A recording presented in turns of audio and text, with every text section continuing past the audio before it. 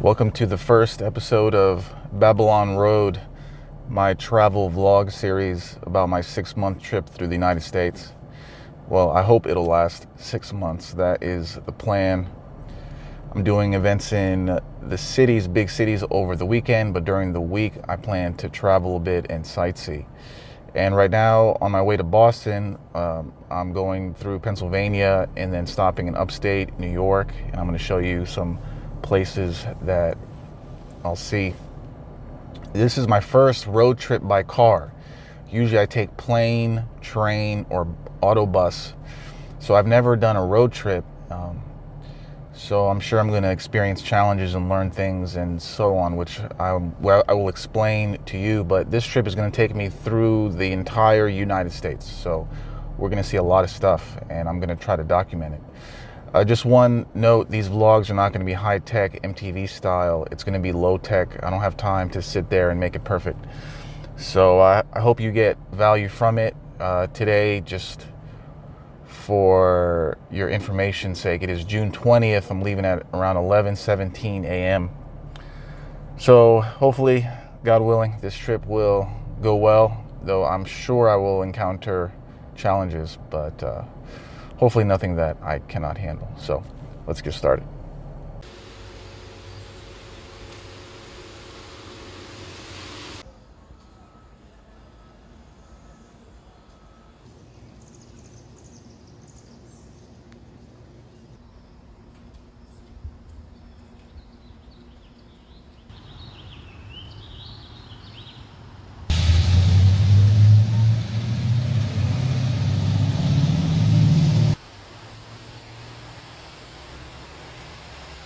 I just did a lunch stop in Jim Thorpe, Pennsylvania. It's a weird name, has Jim in the name, but it's a really beautiful town. It's very white. There's a lot of white people here, and it looks like a movie set, like this old town Americana. Coming up here, I took a country road that had practically no traffic lights, and it was amazing because in DC there's traffic lights every 100 yards or less than that. So people were flying on it too. Just a 2-lane road. People are driving fast. Houses. Wow, it's very different than what I'm used to. But everyone here is so nice. People, they wanted to talk to me. I may have to learn how to be a little bit more social. So other than that, it was a pretty good stop. Now I head onward to the north. Nice cows. Stay away. Don't hurt me.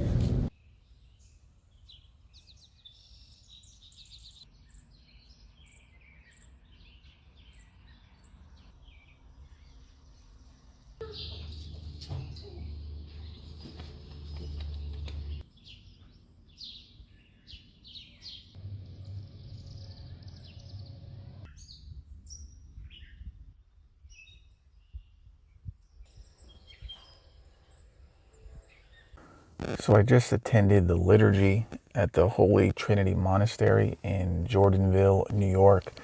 This is a Russian monastery, so the service was done in Old Slavonic. And the amazing thing is there were more men participating in the liturgy than believers attending it. So I counted 25 men in robes. It was a ballet. I mean, just so many things going on. And this is compared to my church where there's the priest and maybe 2 deacons. And there was like constant singing. It was a very beautiful thing. And I wish I could have taken video inside, but I don't think that would have been wise. So it's one thing to see monks on YouTube and another to see them in person. You can feel when you see them this kind of heaviness because they're praying all day. They don't care about the things that you care about. It's like they appear to be in really deep contemplation.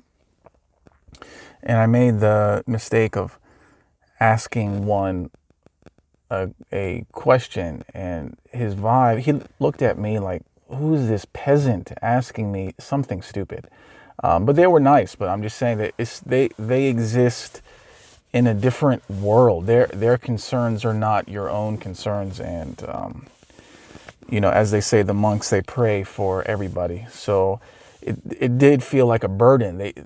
They have this burden almost. I mean, it's a good burden, but yeah, they have concerns that are different. But I'm glad I came. I just wanted to start the trip off on the right foot. It is a long trip. I wanted to pray for a safe passage and so on. So, but yeah, if you have the opportunity, if you're in upstate New York, this is Jordanville. If you can attend, they do the liturgy Tuesday at 9 a.m. So if you can get up and come down here, I think it would be a good experience. So now I am going east, I'm going to inch closer to Boston. So I'll check back soon.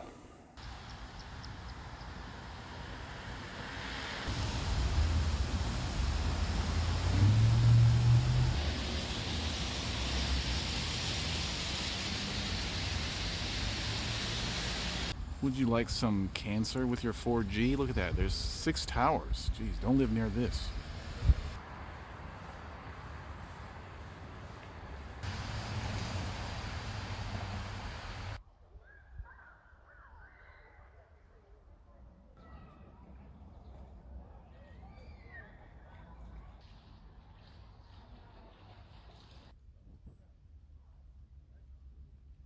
Walden Pond is more like a lake. Now this is a pond, which is next to Walden.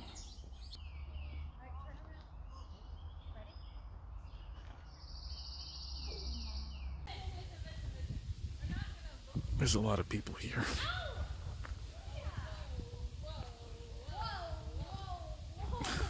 Please go away, people.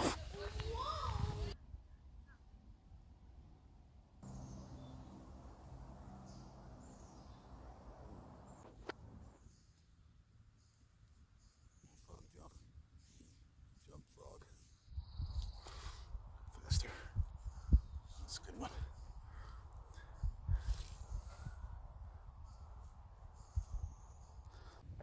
If you go into the woods, there's like no one here, so you got to get away from that pond. That's where all the kids and the families are.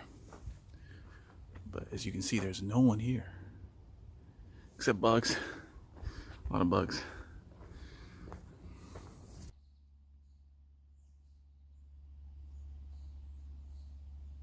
I'm here in Walden Pond.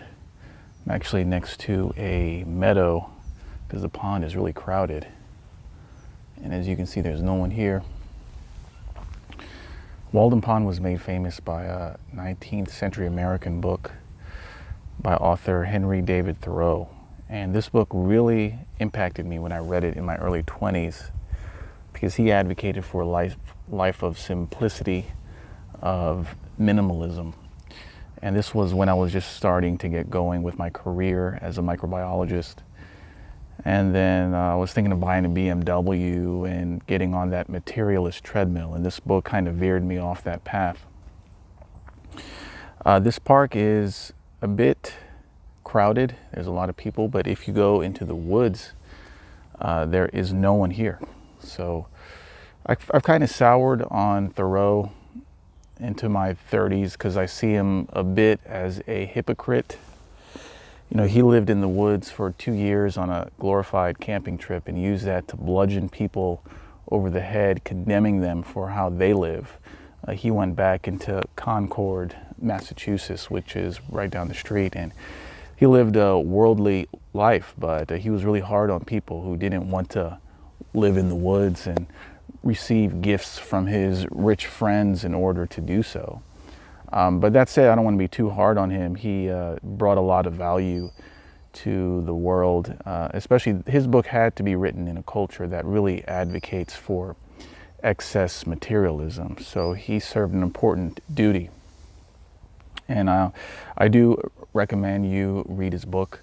I also, if you search on my website, I did a review on it. So other than that, this park is good. It's I've gotten a lot of contemplation here as I inch my way to Boston.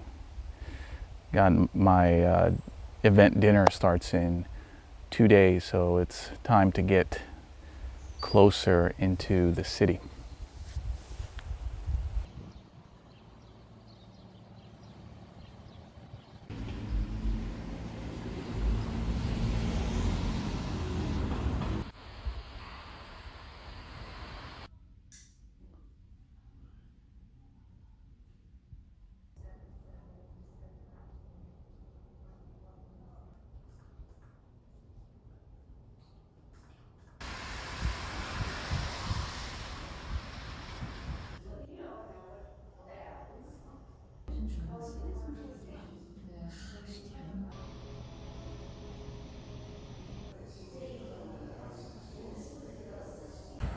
I just came out of the Museum of Russian Icons, and there's a museum for everything. So one man has collected over 100 icons, and he opened a museum. And it was pretty interesting in order to learn how the icons are made and the meaning behind them, because I'm sure you've seen icons, but what does the colors mean and the symbolism and things like that. So that was pretty cool. This ends my time in the somewhat outer suburbs of Boston. I was in Westboro. That's just a commuter town, it feels like. It's not bad, but now I'm starting to feel like I'm in the DC suburbs. And instead of Africans and Hispanics, there's Indians and Asian people. But everyone is pretty nice here. It's much nicer than in DC.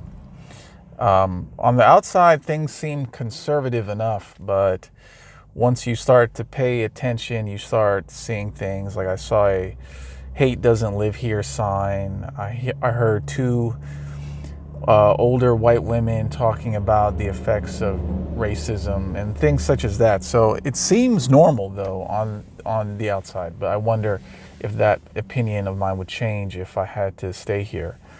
Same goes for Concord, Massachusetts, which is right next to Walden Pond. I saw my first gay pride flag since leaving DC. So, it's weird that these people would signal for these leftist causes when they already have something so nice. They have a nice town. They have a lot of churches here. Community seems a little bit tighter.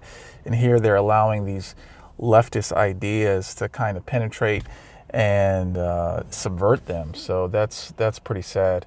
But other than that, I'm now headed to Boston. This is going to be the belly of the beast, but I have a feeling that it's not going to be that bad. So we'll see.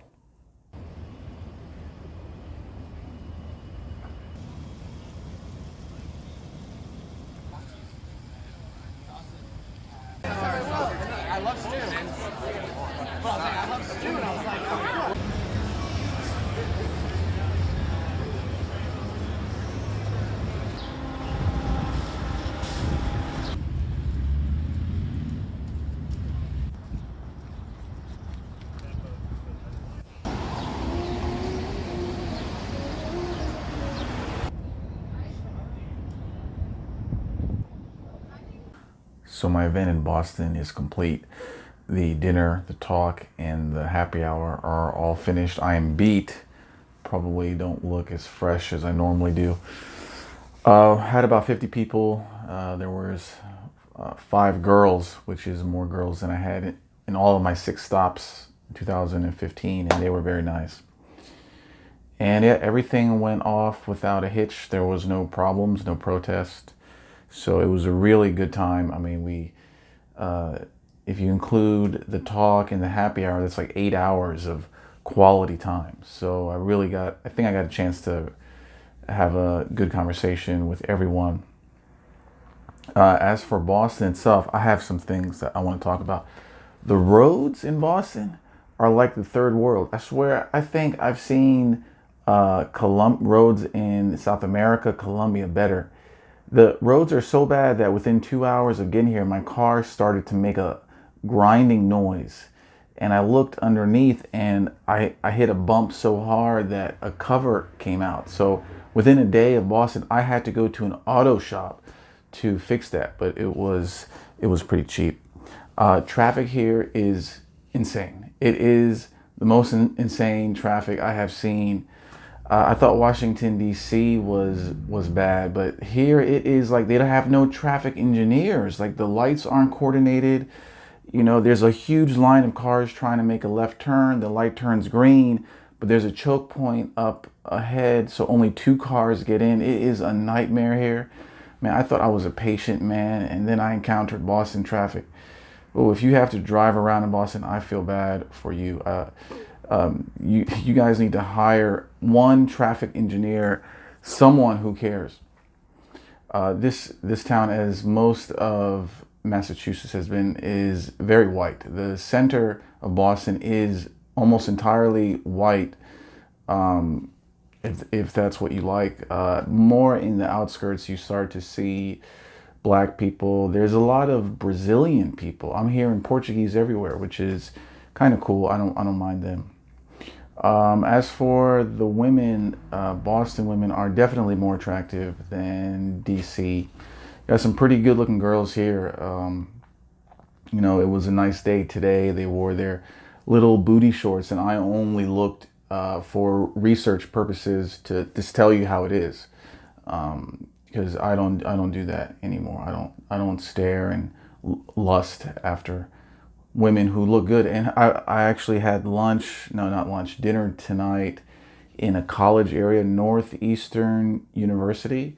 And yeah, I mean, the talent when you're close to a university goes really high. And these girls are young and are in the process of being destroyed by the educational system. But, you know, at least they look good for the next couple of years. As for the women who are older, a lot of these older women look like Elizabeth Warren, Pocahontas, like this granola.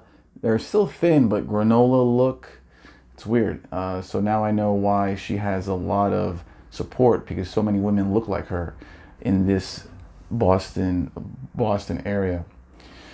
But yeah, other than that, I mean, when I'm doing these tours Friday, Saturday, or Sunday, I didn't have any free time. I maybe sight saw for 3 hours total. So and I don't mind it. I mean, this city is a city. I've already seen a lot of cities in this world. So, but Boston itself is a attractive city.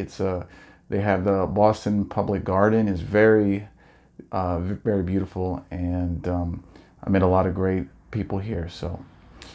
Next up is New York City. I got a few tickets left for New York. Go to my site, roosh.live, if you want to see me. Link is below. And then after that, Philadelphia, then Washington, D.C., and then I start going west. So since this is my first vlog, tell me what you think. I kind of chopped it up between scenes and just talking. Leave some feedback. So until the next one.